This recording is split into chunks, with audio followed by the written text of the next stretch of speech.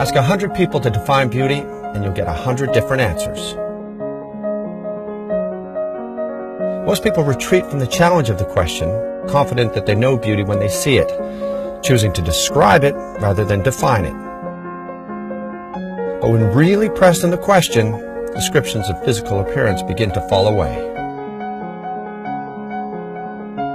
If you think of our bodies as machines, we're a finely tuned machine. We put ourselves in situations where we're having to fight or flight that idea or that workout or that lift. So you look around, you see a lot of people with defined muscles, their traps, their abdominals, their quads. You can see the striations in their legs. Right off the bat, you see outside aesthetic looks, and you look at them as beautiful traits, right? I think that's what first comes to mind.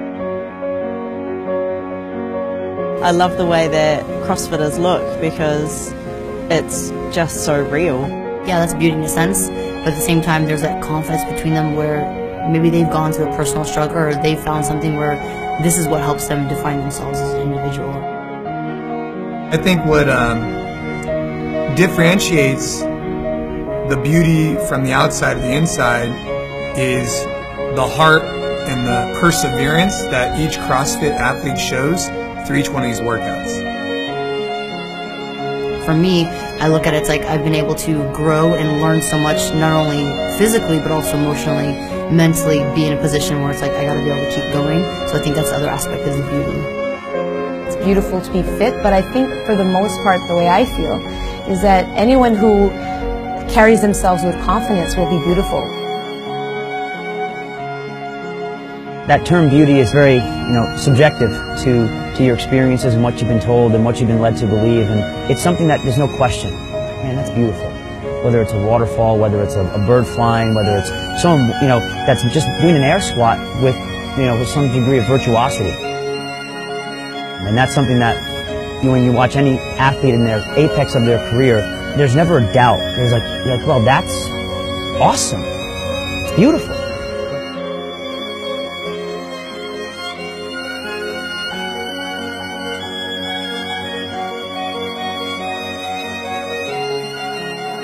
I wonder if perhaps a woman that is thinking more about looking like a girl in a fashion magazine, that's what they see as feminine. And looking at bulky muscles to them is seeing some kind of masculinity. Growing up, you get a stigma of women aren't supposed to be in the gym getting stronger, lifting. It's like, oh, go run. And you talk to a lot of women that have never done anything. I haven't lifted weights in 20, 30 years. The heroin chic glorified by the fashion industry is at its root inhuman. It demands that life's rich resources, mobility, strength, even intelligence, be squandered in the pursuit of a pitiful aesthetic.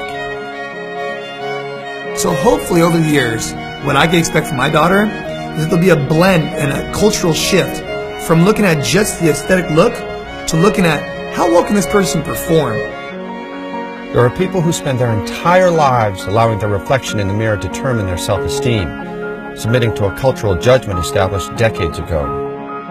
But in CrossFit gyms all over the world, mirrors are conspicuous by their absence. Fitness is gauged in reps, in speed, power, virtuosity, and beauty is measured in joy and in pride. That's really what CrossFit's about, making life better. People would be like, oh, wait till you're in your 30s or wait till you're in your 40s. You'll know what it's like. It's really hard to keep the weight off and it just starts piling on and things like that. Oh, no, I'm not scared of that anymore. And we get wrapped up in the games and it's sexy and it's fun, but gosh, to be able to just say, yeah, I can do that. Maybe not as fast, maybe not as much, but I can do that. Puts you head and shoulders above the majority of the human population, and that's beautiful to me. If you want to look good, do stuff well and do what life demands of you, and everything else will fall into place. If we could get people to focus more on their own health and well-being, I think everything would just become secondary to that. When you see them grow, male and female, as clients that just learn to move and learn to be aware of their body, the comfort they have, you can see it, their shoulders are back, their chin is up, and they just become just different people, and it's really fun to watch the progression. Everyone comes in the gym, they want to lose weight, they want this or that. Next thing you know, I want my first pull-up. I want a body weight clean. I want a double body weight back squat. It's what? That's awesome. To recognize and accept the body's gifts and shortcomings and impose discipline over them is for many where beauty begins. And then beauty is no longer fleeting, but becoming. Now I have a 76-year-old member shows up in a sports bra one day, and she's like, well, the other girls are doing it, so I just figured it was the right thing to do. All fired up and throwing down on workouts. I was like, it's the coolest thing in the world. I'm not ashamed of my figure. I like being strong. I like being able to lift nearly as much or more than most of the lads that I work with. I'm not going to lie and say that it never happened that I wish I was someone else or physically someone else, but as you age and as I matured, I wouldn't change my body type for anything else. Ask 100 people to define beauty and you get 100 definitions.